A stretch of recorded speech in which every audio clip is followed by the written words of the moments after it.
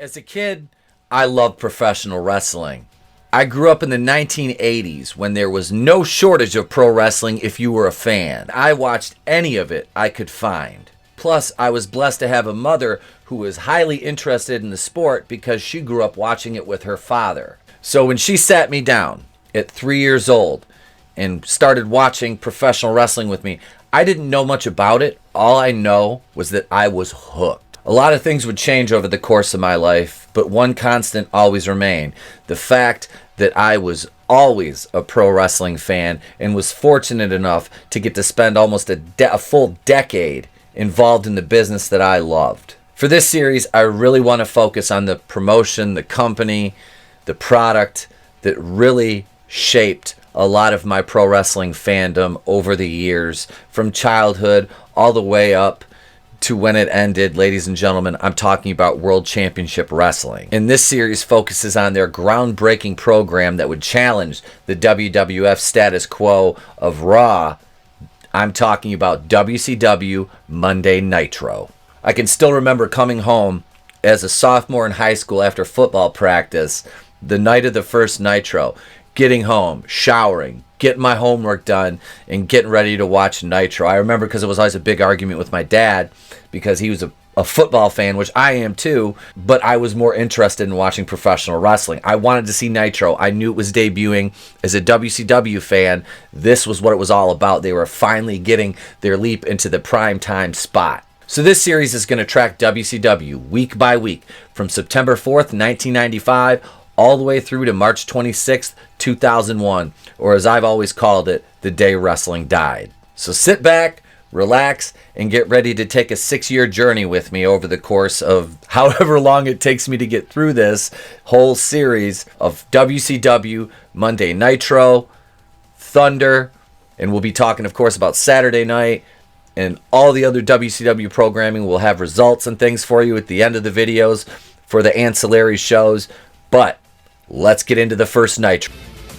Monday Nitro would make its debut on September 4th, 1995, live on TNT in front of a crowd of 2,000 people at the Mall of America in Bloomington, Minnesota, and would score a 2.5 TV rating. The commentators were Eric Bischoff, Bobby the Brain Heenan, and Steve Mongo McMichael, former Super Bowl champion and member of the Chicago Bears. Ring announcer would be David Penzer.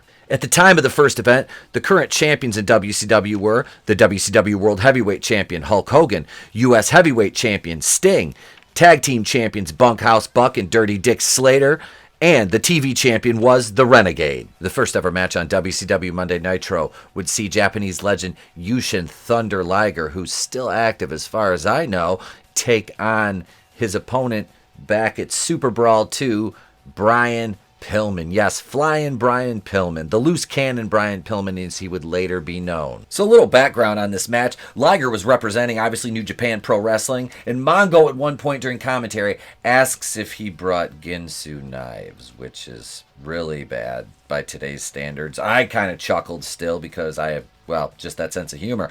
Liger was coming off a broken leg that sidelined him for a year, and you could see he was still a bit tentative in this match, but nothing that would, impede him from having the kind of quality match that him and Pillman were capable of putting on. This was great back and forth action, a lot of high flying, both inside and outside of the ring, a lot of high risk maneuvers, some moves that you wouldn't think Liger, as I mentioned, coming off a broken leg, would be using, but he did. And this was, as the commentary team put it, this is a rematch from Super Brawl 2 back in 92, where they had a classic match, and it goes back and forth until Pillman wins with a roll-up, a victory roll, at 6 minutes 54 seconds in, and there was great post-match sportsmanship by Pillman, which would all eventually change, as we very well know.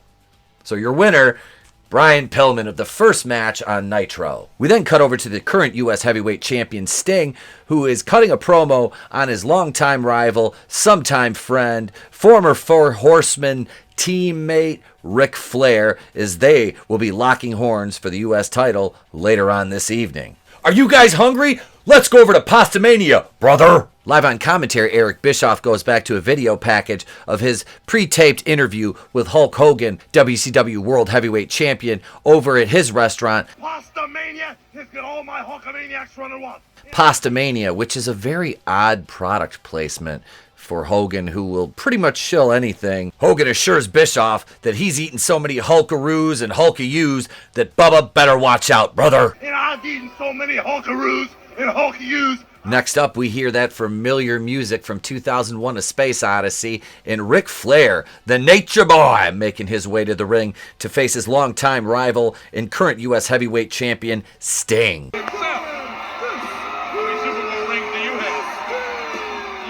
A little bit of backstory leading into this match on the first Nitro. Sting had won the U.S. title belt back at the Great American Bash by going over on Ming. Flair had been feuding with Macho Man for most of 94 and into 95, but Flair's focus had switched from Savage and Sting to his longtime friend Arn Anderson, who was a new rival, and they had an upcoming match at the pay-per-view on the 17th of September, Fall Brawl War Games. And also, Hulk Hogan, since his arrival in WCW, had thrown Ric Flair completely off his game, which Bobby Heenan alludes to multiple times on commentary. While this wasn't the best match that Sting and Ric Flair ever worked, it's always great to see those two lock up, and it's very fitting that they would work on the first and last editions of Nitro. A lot of back and forth in this. Ric Flair, being himself the dirtiest player in the game. Sting's power, speed, agility on full display during this match.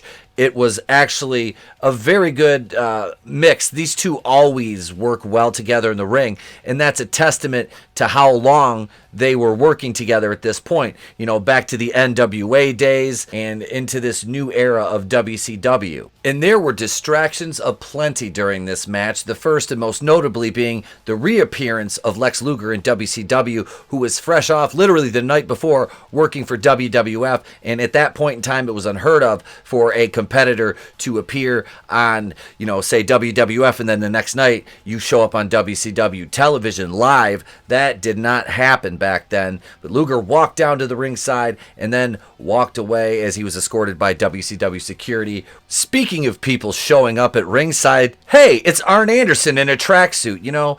I have a tracksuit almost like that.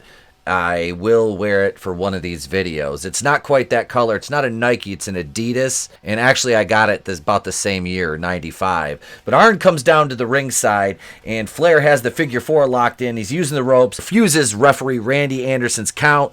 Arn gets in the ring, breaks the hold, and he and Flair start trading punches. They brawl outside of the ring, and Flair takes off, and the match ends in a disqualification. Sting retains the title. At the announce table, Scott Norton has approached Bischoff, Mongo, and Heenan. Heenan, of course, runs away. Norton is a newly signed talent, and in my opinion, one of the most underutilized workers they ever had. He was great in the NWO, but we'll talk about that much later on. So Mongo steps up to Norton. They kind of get face to face because Mongo is, of course, in his head going back to his football days. And then Macho Man shows up.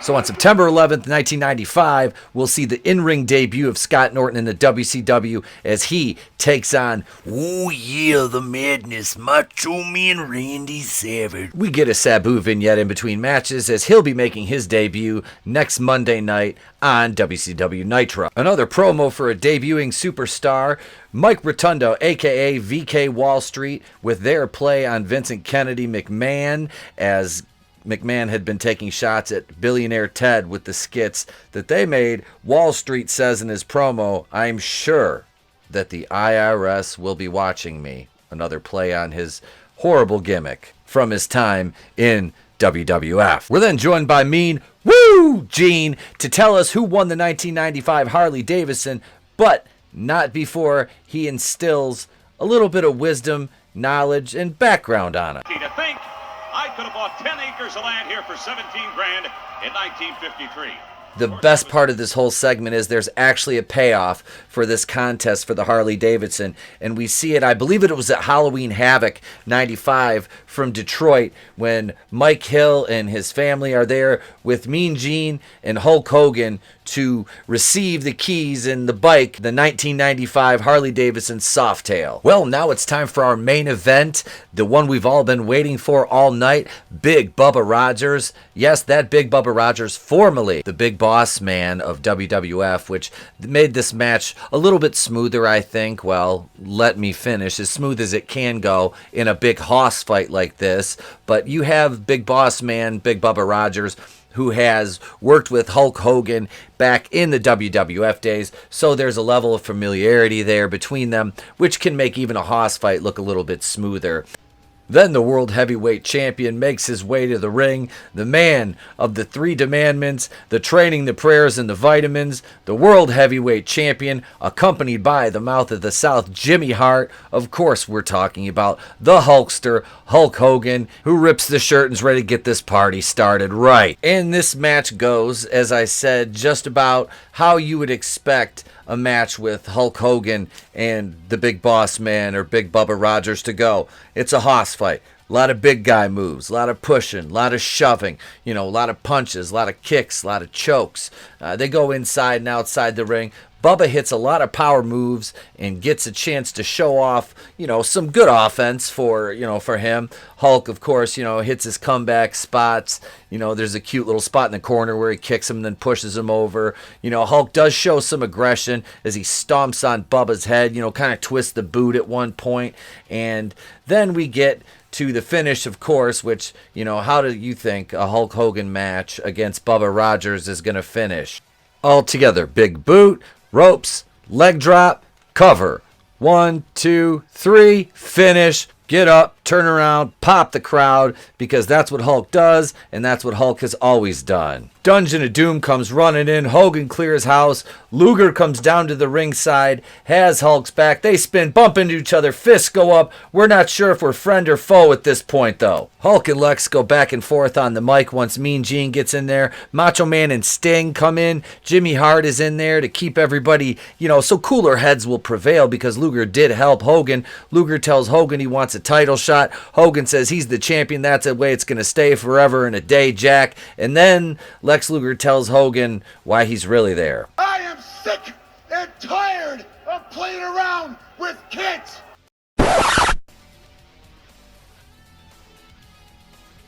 Maybe we should listen to that in slow motion. I am sick and tired of playing around with kids.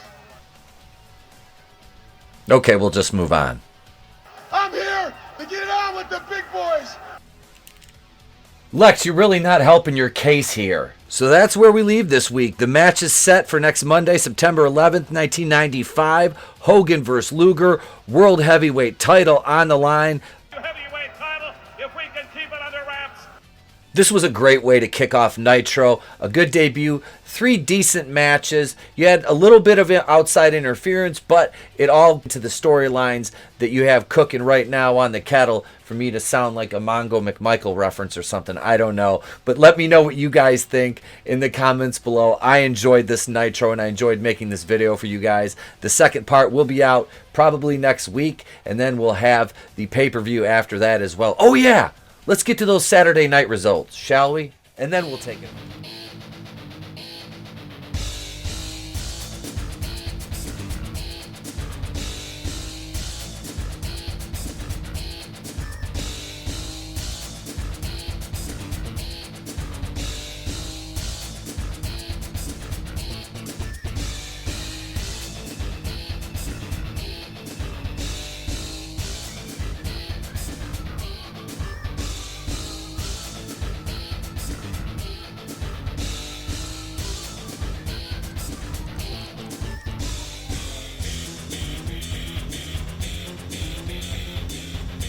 That's it, ladies and gentlemen. I'm done. I'm Itapakuina, the place to be reviews. I've been here with all of yous. If I don't see you, have a great day, a pleasant tomorrow. I'll catch you on the next one.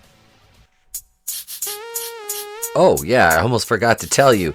Do you want to send us stuff? Because this is how you send us stuff. We have a P.O. Box now. That's right. P.O. Box 924, Prudenville, Michigan 48657. If you have anything you'd like to send in to the Place to Be Reviews, that's where it goes, and that's where your packages will be coming from as well when I ship things out to you, my Kazooians. I could do this all